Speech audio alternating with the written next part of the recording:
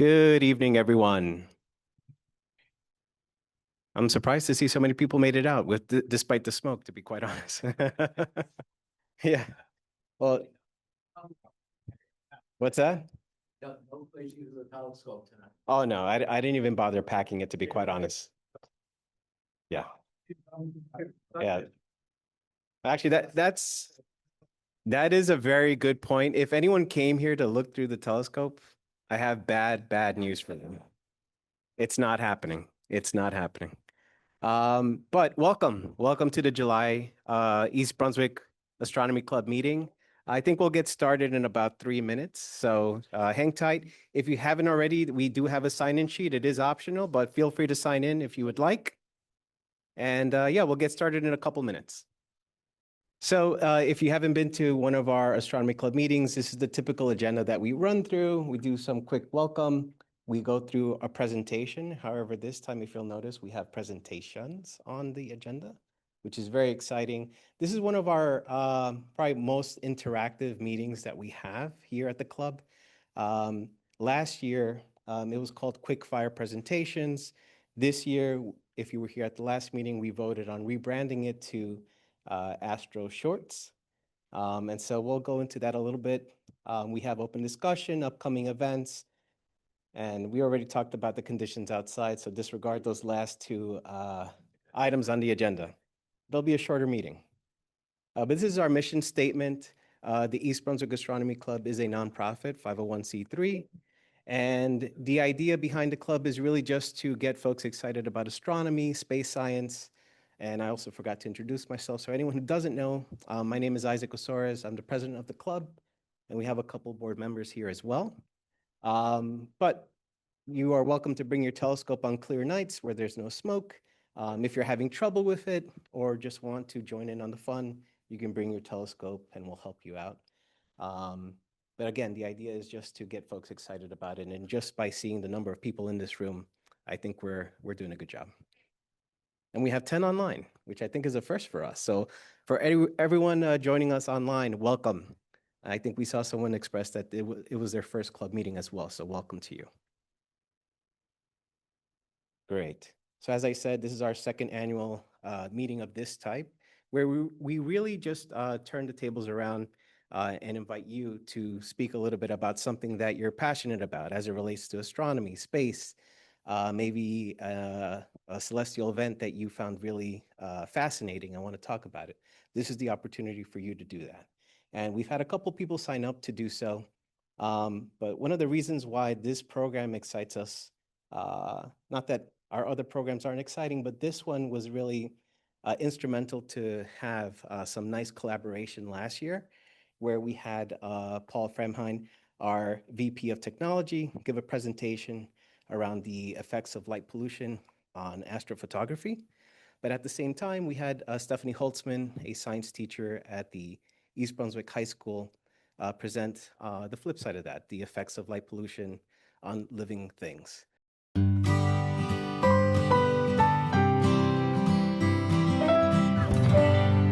Hi, my name is Paul Fremheim. I am one of the board of trustees for the East Brunswick Astronomy Club, and we're going to talk today a little bit about light pollution, how it affects all of us. My name is Stephanie Holtzman, and I'm a member of the East Brunswick Sustainability Task Force. When most people look up at the night sky, they might see a handful of stars. But under naturally dark sky, you can see thousands, even the Milky Way stretching from horizon to horizon. Unfortunately, most of that is washed away by light pollution. Light pollution is the brightening of the night sky caused by misdirected or excessive artificial light. Street lights, commercial lighting, billboards, and even home security lights all contribute. That light scatters in the atmosphere and drowns out faint starlight. For astronomers and astrophotographers, darkness is not optional. It's the foundation of everything that we do. In a Bortle 1 dark sky area, the Milky Way glows with color and texture. In cities, that view disappears completely. Even small increases in sky glow reduce contrast and erase faint objects from view. Preserving dark skies means preserving access to the universe. Light pollution isn't just an astronomer's problem. It wastes electricity and costs communities money. It disrupts human circadian rhythms, making quality sleep harder and impacting long-term health. The good news is that this problem is solvable, often with very simple changes. But the impact reaches far beyond astronomy. It affects ecosystems right here at home. And that's where my colleague comes in. Thanks, Paul. When we talk about greener living, we usually think about recycling or energy conservation. Light pollution rarely makes the list, but it should. Artificial light at night disrupts navigation, mating, migration, hunting, and pollination. Birds migrate using starlight. Artificial lighting from below can pull them off course. Insects are drawn to lights where many die from exhaustion or predation. This reduces pollination and impacts our ability to grow food. Species in East Brunswick like fireflies, moths, frogs, and nocturnal mammals are especially vulnerable. Light pollution is a form of environmental waste. Overlit buildings and unshielded lights burn energy all night long. That increases carbon emissions and raises electric bills for households and municipalities.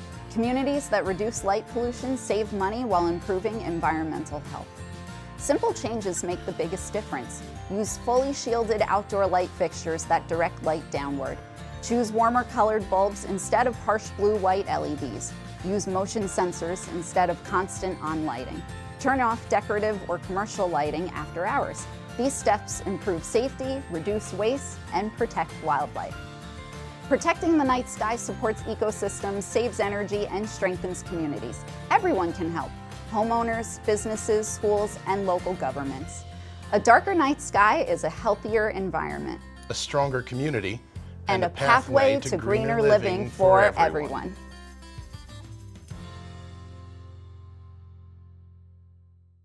With that said, we do have Melissa Hozick, our adult programming librarian, who actually helps us a ton at the club.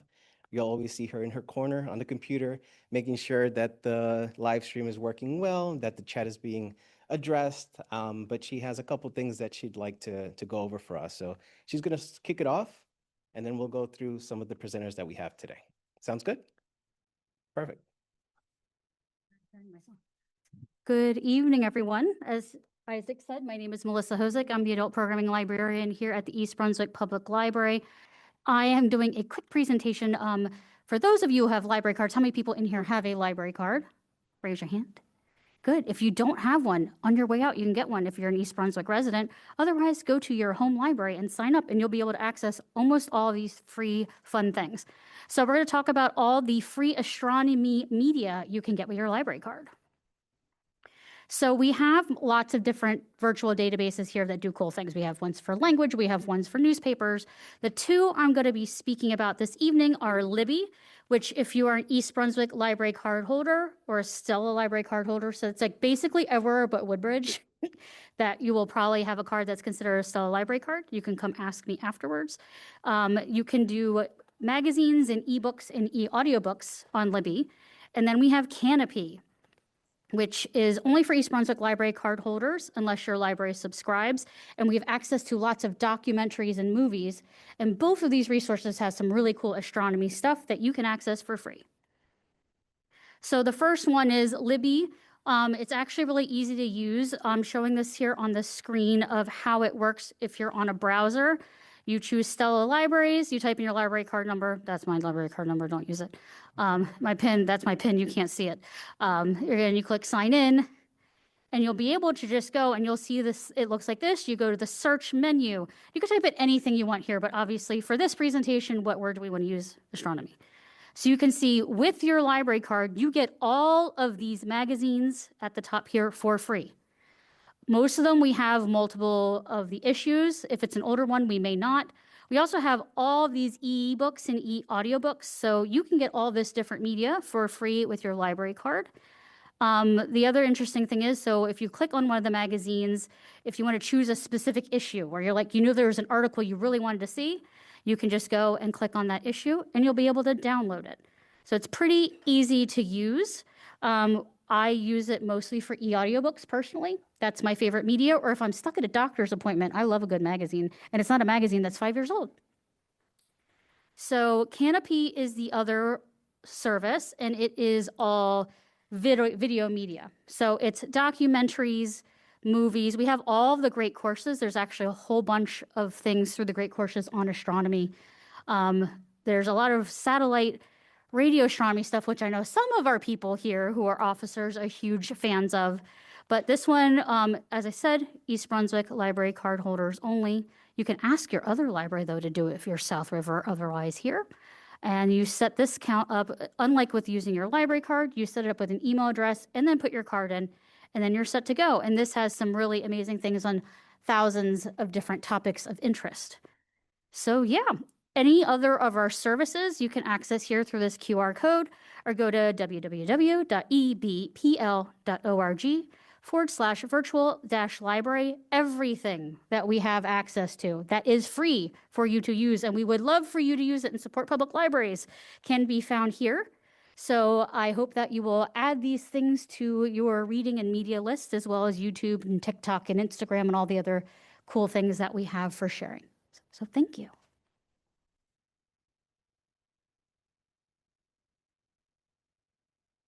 Thank you very much, Melissa. All right. So we have our first presenter, Deb Carmody. And I'll just read the bio that was sent over.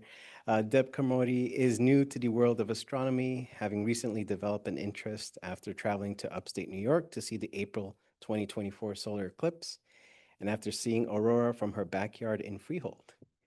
Deb works at the Spotswood Public Library and has been thrilled to bring the East Brunswick Astronomy Club and their telescopes, thank you so much, to library patrons there. So let's give Deb a hand. Last month, I had the opportunity with my husband to travel out west. We went to the Grand Teton State Park, which is in Wyoming. What makes that a really good place to stargaze is there's minimal light pollution. There's Wyoming, I think, is the least populated state in the country. New Jersey is one of the most densely populated. Wyoming is the least.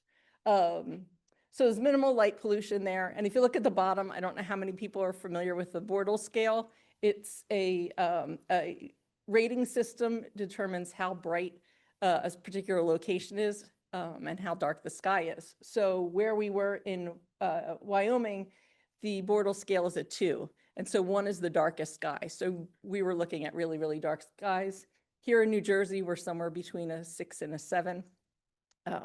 So definitely better viewing conditions. We're also out in Grand Teton at a higher elevation. That puts us a little bit above the atmospheric haze, wildfire smoke, certainly moisture and anything else that might block out the clarity of the sky. And then also completely open skies. That area, Montana, I think, is known for big sky country. Wyoming is just a couple of hours south, also completely unobstructed views. I know the frustration here for us in New Jersey, particularly if I go out into my own backyard, is there's trees everywhere. So the amount of viewing space that you have is usually just the small little circles where the tree canopy doesn't meet. So there we go. Okay, so this is the daytime view of where we actually set up. The date that we went was June 17th, so just a few days before the summer solstice. So sunset was actually quite late, 9:07 p.m., but it was 3 days after a new moon. We had planned the trip that way because we knew we were stargazing and we wanted the sky to be as dark as possible within our vacation time. And because we were flying out there and because I'm new to all this, we didn't really have any equipment. We didn't want to bring binoculars with us. So we went on a small group tour with a company called Wyoming Stargazing. The group tour had 10 other people, so there was plenty of time to look at through the telescope, and they provided 2 astronomers, one of which mainly focused on looking through the telescope and focusing on deep sky objects. And the other gentleman did things with a laser pointer, and he did mostly what you could see using your naked eye. The telescope they used was a 22-inch Dobsonian. I'm sure a lot more people in this room would be able to tell you what that actually means, but I think it's a good one. So other perks for us for going with this company was they knew the ideal location to go to. As I said, we didn't need to bring any equipment. They also brought chairs and blankets. As you can see, there's nothing out there. There's no park benches. So having camp chairs was just, more comfortable. And an additional perk is they picked us up right at the hotel. So we didn't have to worry about driving where there weren't any street lights in a location that typically has elk and bison and sometimes bears. So as I mentioned, the sunset was 9:07 p.m. This is over an hour later, and you could see how much residual sunlight was still left. We did have an excellent view of the moon, Venus, and Jupiter. You can sort of see in the center of the screen there. And one of the cool things that I like to spot is Earthshine. And that's when the night side part of the moon gets partially illuminated by sunlight that reflects back off of the Earth. And so normally what you just see is the crescent moon, but if you get a little bit of Earthshine, you can see that whole gray part of the moon filled out. And that only happens during the 2 crescent phases of the moon. Okay, so this is about 25 minutes later. You can see it's getting darker. The one thing that sort of startled me the first time being in a dark sky environment was my go-to sources like asterisms, constellations that I can see very easily here. For me, the first asterism I knew about was the Big Dipper, so that's always my go-to one. I actually had a hard time finding it, not because it wasn't there, but because there were so many other stars in the middle of it, around it, and it was very difficult to sort of focus the eye and figure out exactly what you were looking at. So that was why another benefit for having some professionals with us. They knew exactly where to look. So this is an hour later. So now you can see, really, this is sort of the sweet spot of the night sky. There is a lot going on in this picture, I've learned. But you can see a little bit of the sort of galactic dust, the center of the Milky Way. But I was actually going to put it to you guys to see if anybody knew. If I told you we're looking at the southern sky, and if you see that bright red dot in the middle, does anybody know what we're looking at? Want to take a guess? Yeah, yeah. So that's called the Heart of the Scorpion. This was a constellation that was a favorite of one of the guys that was there, so we talked about it a lot. There's also hints, if you're familiar at all with the southern summer sky, excuse me, there's a hint of another asterism there that's very close to Scorpius. Any ideas? Sagittarius. So these are the exact same images. The one on the right, I just highlighted the teapot a little bit because that's the one I go to. Sagittarius, to me, like many of the other constellations, don't actually look like what they're supposed to represent, but the teapot actually looks like a teapot. And they say that the steam of that is sort of one of the dust bands, the gas bands of the Milky Way. So I was taking all my pictures with an iPhone. And as I mentioned, one of the fellows was really into Scorpius, but he was also into astrophotography, which I know some of you guys are too. So he had some amazing pictures on his iPhone. Mine were okay. I thought it did a pretty good job for an iPhone. But he was giving me some photography tips. Mainly he was saying most smartphone cameras have a night mode. For me, the iPhone happens automatically, but some of the other phones, I know you have to go in and select it as an option. And that helps with, exposure and all that kind of stuff. Using a tripod to minimize shake. Some of my pictures you could see were a little bit blurry in spots. That was just because people move a little bit. But I did find that if I held the camera close up to me and sort of braced my arms a little bit, it did help reduce the shake. And then just adjusting exposure time to as long as possible. I think the maximum that I got was 10 seconds on mine, but the gentleman had said that if I had a tripod, it registers that it's still and will increase your exposure time. But again, we were in the middle of nowhere, so I couldn't even set it up on a table. And then finally, I just wanted to say a couple of things. I thought this was a really great family-friendly trip to take.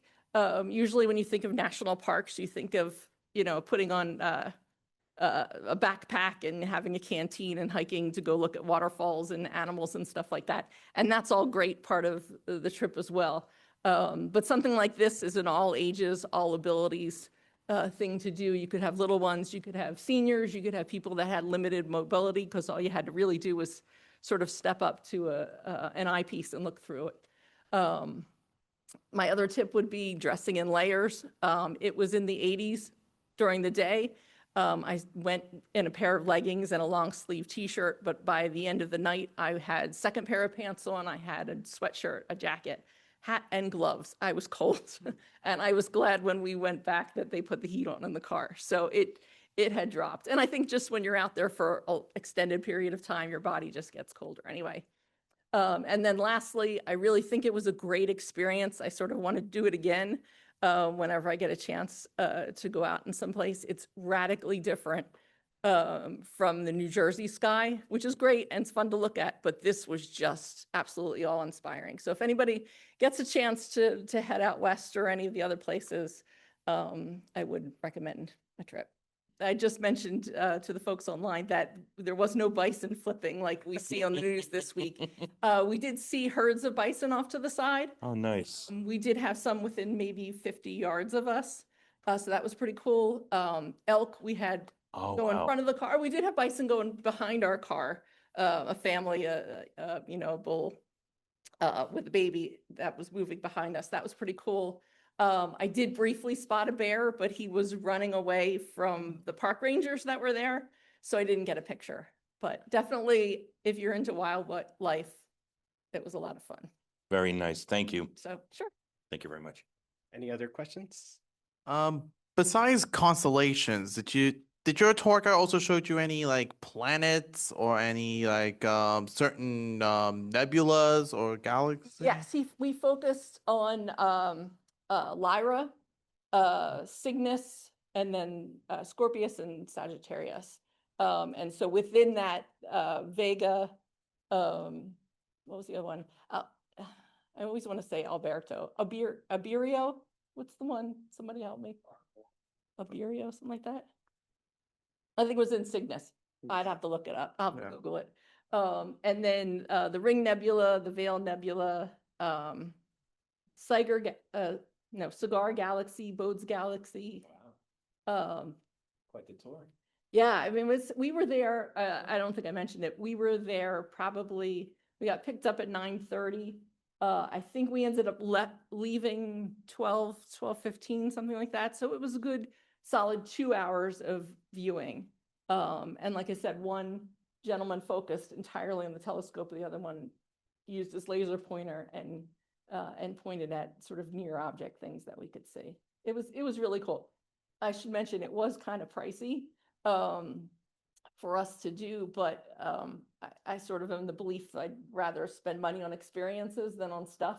So, and we had such a great time, and it was sort of awe-inspiring, almost life-changing when you, like, now I look at the sky and I'm like, oh, here, I'm in New Jersey again. As much as I love New Jersey, it doesn't compare to what we saw. Is there a website for tours like this or? So the group that I went to was Wyoming Stargazing, and I found them just by a Google search where we were going to be. We also had gone to Yellowstone earlier in the week. We started in Bozeman, Montana, and Montana has some stargazing stuff, but we were only there for an evening. Then we went through Yellowstone. The Wyoming Stargazing operates out of Jackson Hole. And so that's where our hotel was for one night. And that's why we took the tour. So. That's funny. I was going to ask if going out there and seeing how dark the sky out there was, if it ruined it for you here, but it sounds like it did a little bit. Thank you. That was awesome. Thank you for sharing that. So we do have Isabella Naylor up next to give a presentation, A Brief History of Astrophysics.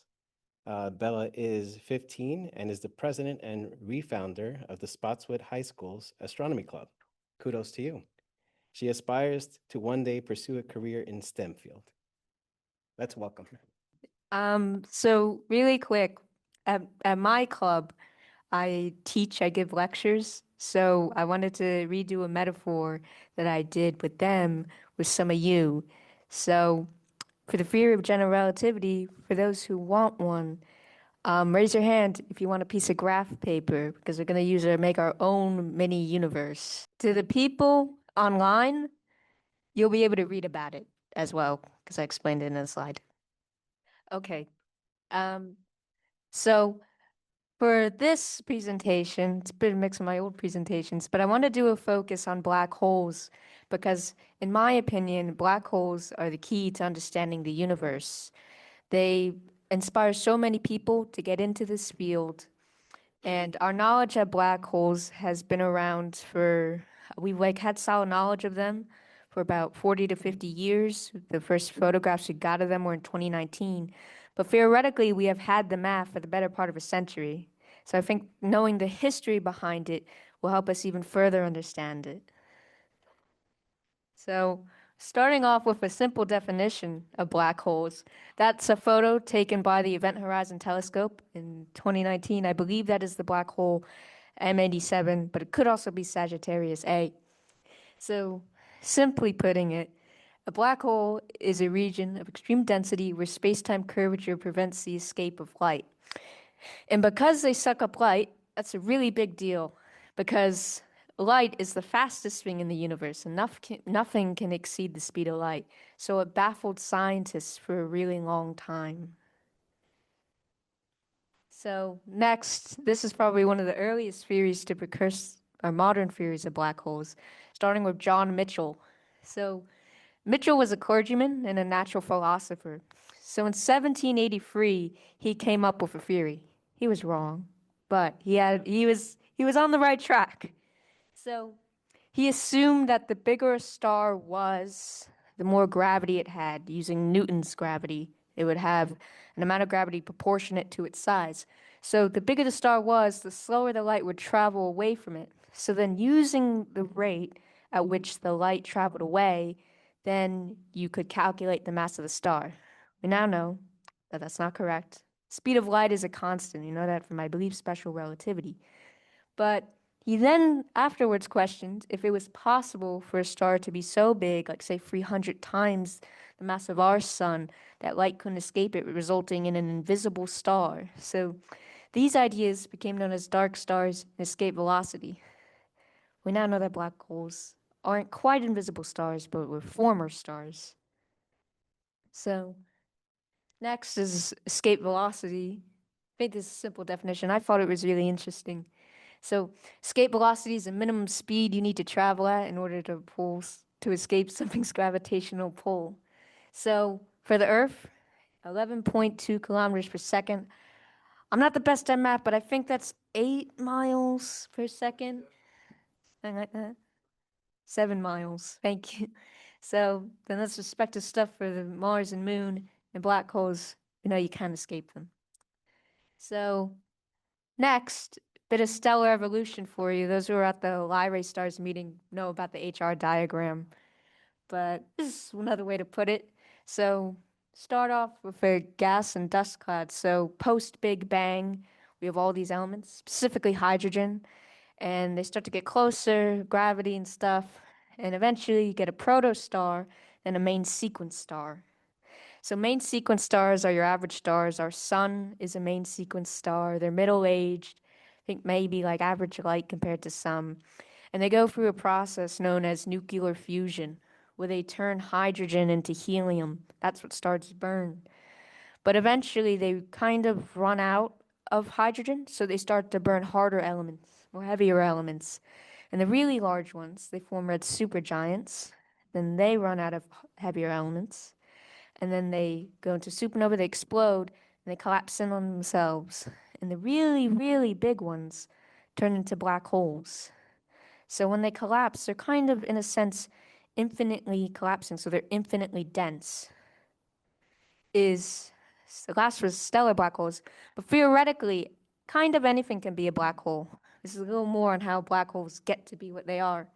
So we have the Tolman-Oppenheimer-Volkoff limit. So if the star is in a range between 2.2 m or 3 m or exceeds that range, then the star will become a black hole.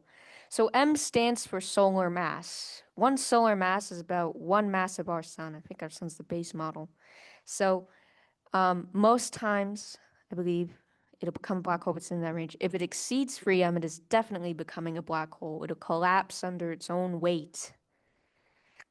Then we have Carl Schwarzschild. So this is the theoretical side of things, kind of. So Carl Schwarzschild came up with the idea of Schwarzschild's radius. So this theory states, if you were to pack the mass of an object to a very dense sphere, squash it all directions equally, then if said sphere is smaller than a certain radius, say x, then it will become a black hole. So the Earth's Schwarzschild radius is about 9 millimeters. I believe that's the size of like a pea, and the human's smaller than a proton.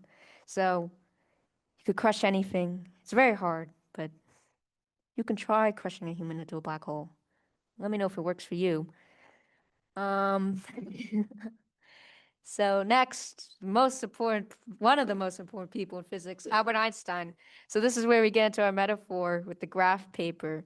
So I want all of you to take your pencils, and then I will show you also up here. Hold on, people online. So using your pencil, I don't know how long it's been since we've been in a geometry class. I forgot most of it anyways, but the lines going this way, let's label that your y-axis. Just put a y at the top. And then I want you to label that space on the side. And then the lines going horizontally, put an X at the bottom corner and label that time. So space and time are unified according to Einstein's theory of general relativity. Now I want you to hold your paper by the two ends like this. Put your pencil in the middle and hold it and let the pencil curve the paper. That's what general relativity is. General relativity, big things warp space-time. So that's okay. Space-time is very interesting, and almost all of physics is based on it. So I wanted you guys to see how if things in the universe warp space-time, that's what black holes also do. We define gravity in modern physics as the curvature in space-time. So the curve you're seeing, that's gravity. That's what makes gravity. So imagine you have a planet like our Earth.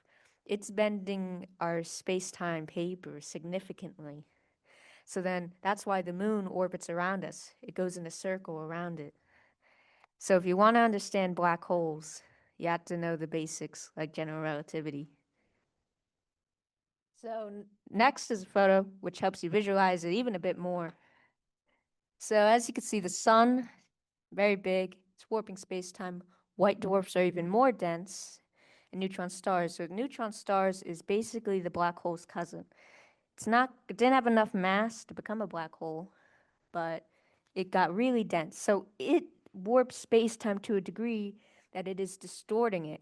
With black holes, that's even more extreme. So over here you have the event horizon. The event horizon, for those of you who don't know, is the point of no return. Once something passes the event horizon, there's no going back. And then you reach singularity point, which is, in a kind of sense, the core of the black hole, and it's the end of time. So that's how that works. So you imagine you are a photon, which is a particle of light. You're going around space, and then you're immediately getting sucked into that. So that's what's going to happen. And many theories, we're going to get into what could possibly happen to the stuff after it gets sucked into the black hole. So next, this is a theoretical stuff. I wanted to show people how black holes can even be the answer to maybe a multiversal theory. So wormholes, also known as Einstein-Rosen bridges, are just general relativity taken one step further. So wormholes are just distorted space-time geometry. So imagine that the singularity point of a black hole didn't exist, but there's still an event horizon, the surface of the black hole, point of no return. So an object will fall into the black hole, go through the wormhole, and end up on the other side of the event horizon. This is theoretically known as a white hole. So black holes suck things in, white holes spew things out. So in some theories, ER equals EPR, then that could maybe be the white hole. It is in a parallel universe because of how much we distorted spacetime. In some theories, one of the theories for the origin of our universe, it's theorized that our universe started as a white hole. So the Big Bang was really just a white hole spewing everything out. That's just one theory, though. So next, we did general relativity. Now we're gonna get to the very small quantum. Schrodinger's cat. I love Schrodinger's cat. So many of you may know about the Copenhagen group. So Erwin Schrödinger didn't really like what people were doing in Copenhagen, their whole science group. They came up with a theory known as quantum superposition, which is the idea that atoms can exist in many states at once until observed. And Werner Heisenberg took it even further and said, actually, we have something called the uncertainty principle, which means that an atom, we can never really know its speed or position. The more you measure its speed, the less you'll know about the position. The more you measure the position, the less you'll know about the speed. So things started to get really complicated. Erwin Schrödinger was like, that's a load of bull, man. So he responded with this theory. This theory was actually to mock them, but it became one of the most essential theories today. So you have a cat in a box, and within said box is radioactive material. So you have a radioactive atom that may or may not decay. Then you have this like detector, and it'll detect that. And if it does detect that the atom has decayed, then the vial of poison will break open. The cat will be alive or dead until observed. So until you open the box, the cat is both alive and dead. It doesn't make a lot of sense, but physics allows this. So Erwin Schrödinger released the theory, then other brilliant scientists built on it. And they came up with something known as the many worlds interpretation. So the many worlds interpretation states, okay, so I have the cat, I open the box, the cat's alive or dead. Say in this universe, the cat is alive. But what if the cat was also still dead at the same time, even though we already saw it? What if the cat's alive in this universe, but at the same time it's dead in another? Then we maybe have multiple universes. So we now have two theories that say we could have multiple universes. One is quantum, and one is built on general relativity. However, in physics, physicists are trying to work towards something called a quantum theory of gravity. Basically, it'll unite physics. So when scientists do the math with quantum, the very small, and general relativity, the very big, they end up with numbers that don't make sense. But if we can work and keep working on stuff, we can find a theory, because some could say, well, what if one of them's not right?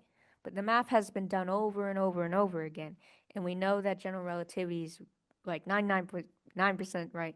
So is quantum mechanics. So that shows that we still need to get going in science, and there's still more to be done in physics.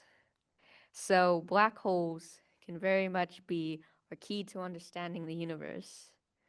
So I'm going to end on that note, and thank you all for being such a wonderful audience. That was great. Thank you so much. Does anyone have any questions for Isabel? I am a rising sophomore. I'm 15. So I research this in my own time. I'm president of the Astrophysics Club. So I do presentations in my free time, and then I present them to the kids at school as scientific outreach to get more kids involved in science. Do you believe, with all the theories of wormholes and Schrodinger's cat, that we could one day find a way to cross between universes or find a way to access other universes if astrophysics continue to be studied in? Or do you believe that all of these are nothing more than theories at best? I think right now our technology currently limits us greatly. Um, there have been attempts about a quantum theory of gravity with Leonard Susskind, Juan Maldacena with the anti-de Sitter space and holographic principle. However, they are just theories. I think with enough time, we will be able to do something. And even if we do have the math to understand these theories, I think other things can also limit us, such as like where are we going to get this energy from? Because, like I said, speed of light is constant. Nothing can travel faster than the speed of light. So perhaps there's certain laws holding us back. And wormholes are purely theoretical. We haven't actually seen a wormhole, so maybe we'll get to another universe. But as of right now, and in this century, I don't see it likely. Okay. Do you believe in any of the theories personally, or? I believe that general relativity is probably correct. Quantum mechanics wasn't necessarily taken seriously for a long time because of how crazy it is. Schrodinger's cat's a little out there. But I believe in most physics. I read papers, and there's definitely stuff I disagree with. So what I encourage the kids at school to do is research things and see what you think makes sense. Because even in the scientific community, I'm sure there's a physicist reading someone else's paper right now, laughing about how absurd it is. So, Well, we can only hope.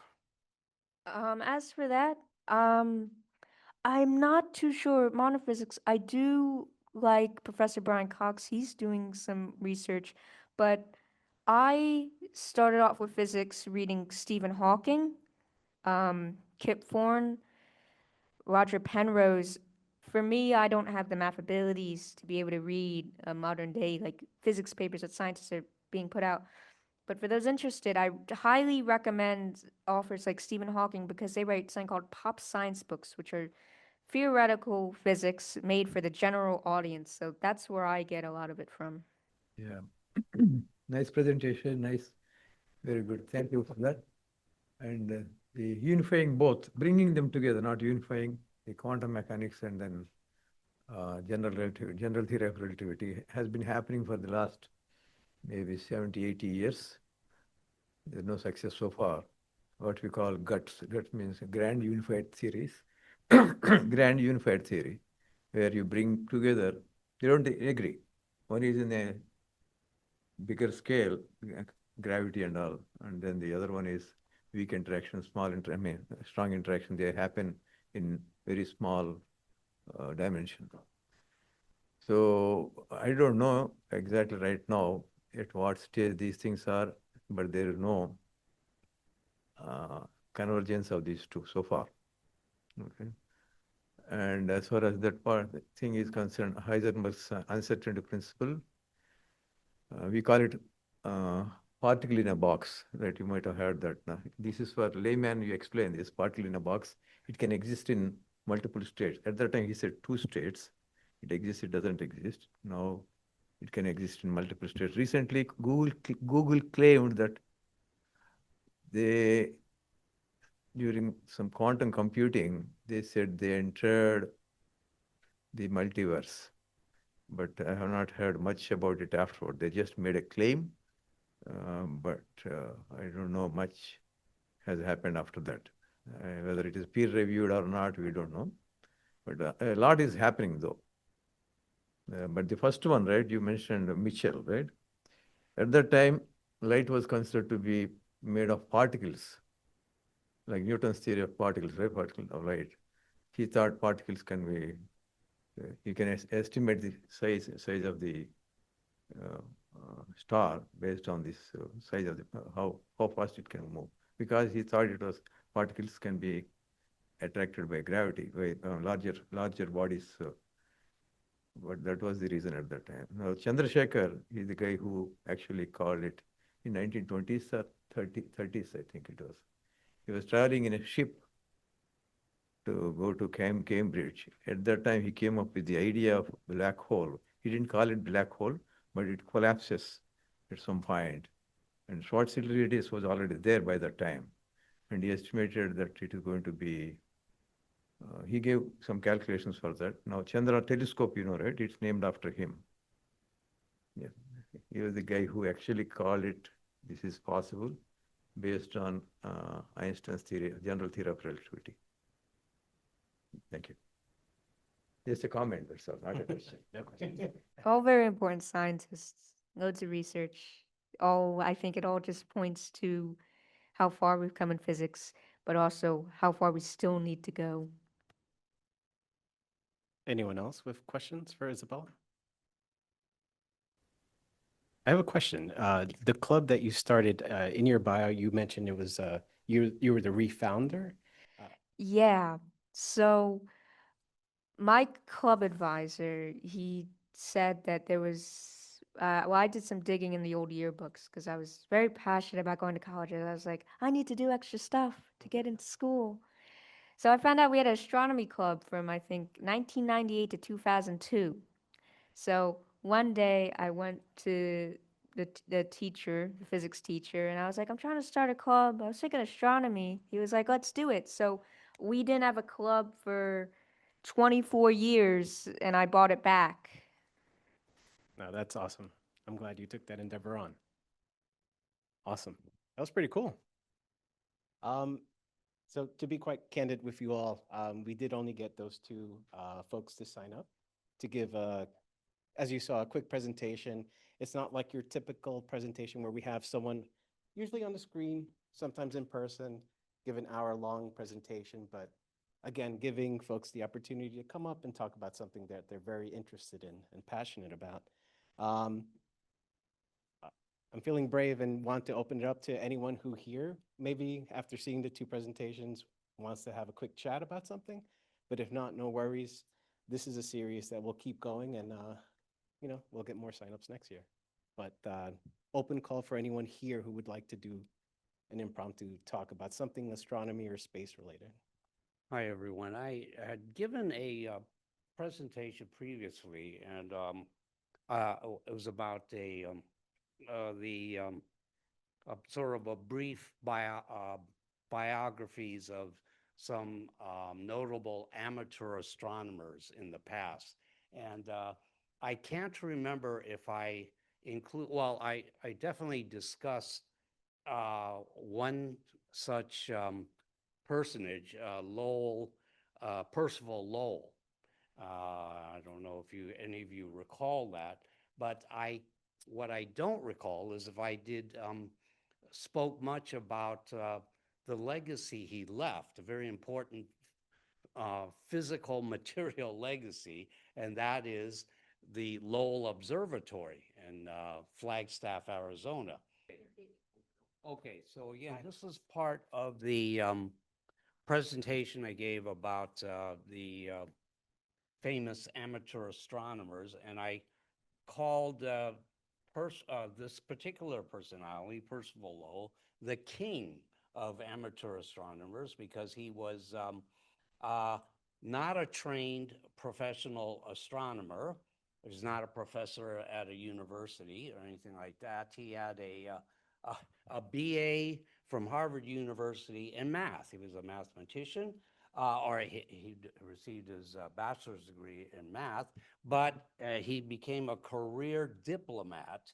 He worked for the United States State Department and did most of his work for the State Department in the Far East. He was Foreign Secretary, counselor in Korea, and he was living in Japan. He wrote several books on Korean and Japanese culture and society. He was a fellow of the American Academy of Arts and Sciences, but really didn't do anything with science or astronomy until he retired. He came home, he read a book on Mars, La Planète Mars, by a Frenchman, Camille Flammarion, and then he became familiar with the drawings of an Italian astronomer, Giovanni Schiaparelli, which depicted these canal-like features on the surface of the planet. And this kind of like fired his Percival Lowell's imagination to the point where he developed an obsession with Mars and decided then to become involved full-time in astronomy. Lacking a formal education in astronomy, he became self-taught. He dove into books about astronomy. And because he was wealthy, came from a wealthy family, he did what all of us other amateur astronomers dreamed that we could do. He actually built his own personal observatory on the mountaintop of Flagstaff, a mountaintop overlooking Flagstaff. And so that's a picture of it there, looking like an inverted ice cream cup instead of the usual round dome. And within it, he had commissioned the building of a 24-inch refracting telescope, which is called the Clark telescope, because the person who built it for him, his name was Clark. He built this in 1894. So I made this trip to Flagstaff, Arizona. This was quite some time ago now. So back in 2009, I believe it was, that I went there. And so this is, you can see some of the construction of the observatory, where we're mostly familiar these days with all metal construction, whereas what's the most abundant material in Flagstaff, Arizona at this time anyway, is lumber. So the observatory is built entirely of wood, of lumber, and it's incredible. I mean, if you look at it and you see how much carpentry went into this, and it is, in fact, today impossible. If there were a fire, they're very careful. For all visitors who come there, of course, there's no smoking, nothing that would possibly start a fire, because if this thing were to catch fire and burn down, it would, at the cost of lumber and labor today, it would be impossible to rebuild. What you're seeing here on the right, those two structures there are views of the mausoleum in which Percival Lowell's remains are interred today. And I always thought of it as, looking very much like a spacecraft. And I could imagine, if you look at it and think of it long enough, you could imagine it lifting up off the Earth, floating out into space, and eventually landing on Mars, which is what Percival Lowell would have loved, absolutely, would wish for. Here are some examples of the drawings. He would sit at the eyepiece of that telescope of his for hours on end, and he would make sketches, because again, there was no astrophotography at that time. So what all astronomers did was they would make sketches of what they saw. And so his hours of viewing in the telescope was mainly at Mars, and these were the results of his observations. And again, he was particularly interested in these features on what he saw on the Martian surface of these canal-like structures. And so they featured largely in his sketches. We know today, of course, that they don't exist. There are no canals on Mars, and there aren't even these features that could be, that are these straight line uh, um, um, drawings. It's just interesting how if one wishes to see things and then ends up drawing them, you will see these. Your imagination will come to the point where you will see them and you will reproduce them on a piece of paper, but they don't really, unfortunately, don't really exist. As a result, Percival Lowell at first created a sensation by presenting these as in papers, scientific papers, which caused the scientific community to be aroused to the fact, well, gee, maybe there is this intelligent form of life elsewhere in the universe, and maybe, as Percival Lowell is making the claim, that it exists here on Mars. But unfortunately, as other scientists, astronomers, became interested and did try to follow up on his studies, it became evident that it really was, there was not much real substantiation for the evidence that Percival Lowell was coming up with. And so he began to become discredited and unfortunately was eventually ostracized from the scientific community. Nevertheless, these popular images of life on Mars persisted well into the middle and later part of the 20th century. And, I myself, oh, by the way, I hope you all appreciate my Marvin the Martian t-shirt. I'm a huge fan of Marvin the Martian. And it's a shame, that perhaps he may not really exist, but boy, there are those of us who really wish he were there. And some of these other fantastic imaginings that were popularized by Hollywood or materialized by Hollywood. That it even got to the point where some people speculated that what Lowell was seeing, not only was it his imagination, but what he was seeing was actually the reflection of the retina of his eye. So that you see way over on the right, that the retina of the eye has these capillaries in the retina, and they can actually be reflected into an eyepiece of a telescope. And that's what he probably, nevertheless, he did make some very important contributions to astronomy, which persisted. And one of those was he made these calculations. He was observing Neptune, the orbit of Neptune, and he came up with some mathematical calculations because of his training in mathematics. And he said, there's a strange perturbance in the orbit of Neptune, which is, can only be